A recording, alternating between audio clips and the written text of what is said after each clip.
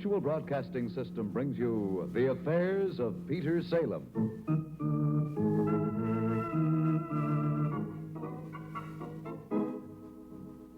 Every week at this time, Peter Salem comes to you transcribed with a story of mystery, malice, and murder.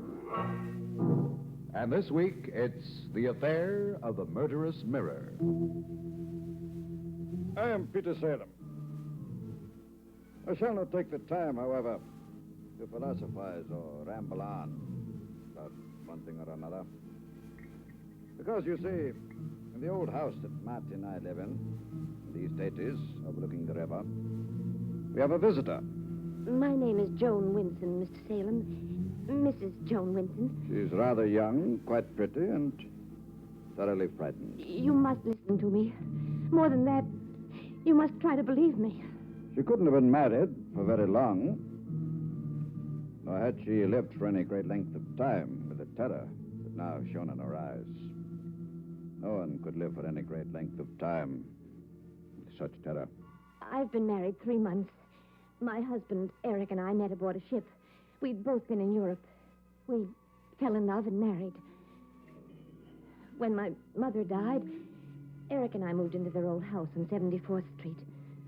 But the furniture was ugly and stuffy, so one day while we were walking on Garreley Street, I noticed the shop. I wish I'd never seen it. Eric? Yes, Joan? That shop there. Let's go in. The antiques place? Mm-hmm. My dear Mrs. Winston, it's quite true that we've been married for more than a month now, but we're not up to antiques yet. Oh, silly. Please, Eric. All right.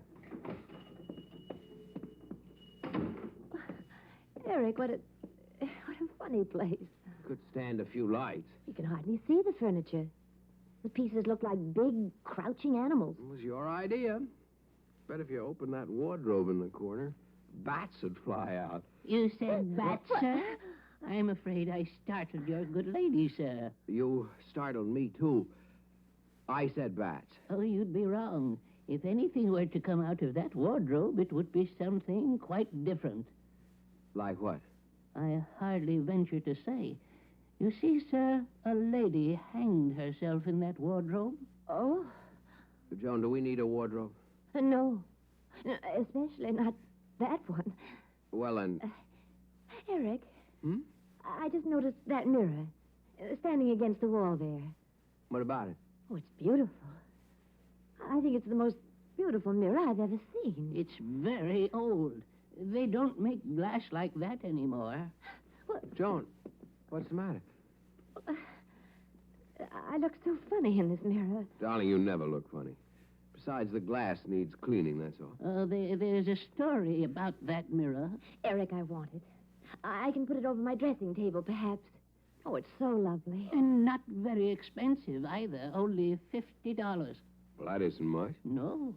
Matter of fact, it's quite cheap. It's underpriced. Why? Perhaps because of the story. What story? Oh, it's probably not at all true. It certainly isn't pleasant. What story? Well, first, you must understand that the mirror was made in the days when witches were being burned on every common and people lived their lives in darkness and fear. A time when things were seen. Old wives' tales. Oh, probably, sir, although many men believed in them. We know better now, perhaps, but 'twas said in those days that a mirror made as this one was, in a rather strange and horrible fashion, showed much more than ordinary mirrors. What did it show? The faces of those about to die. Of course, not everyone could see those faces in the mirror. Only Only? those who had the gift. Well, how could they tell who had the gift? There were many signs. Perhaps the most certain one... Joan, it's getting late. ...was what they called the ears of Pan. Ears with pointed lobes. I hate to interrupt, but Joan, do you want the mirror? Oh, yes. Yes, I do. All right. Will you have the mirror cleaned and sent to 3017 East 74th Street, please? The name is Winston. Yes, sir. This afternoon? Fine. Joan? Yes.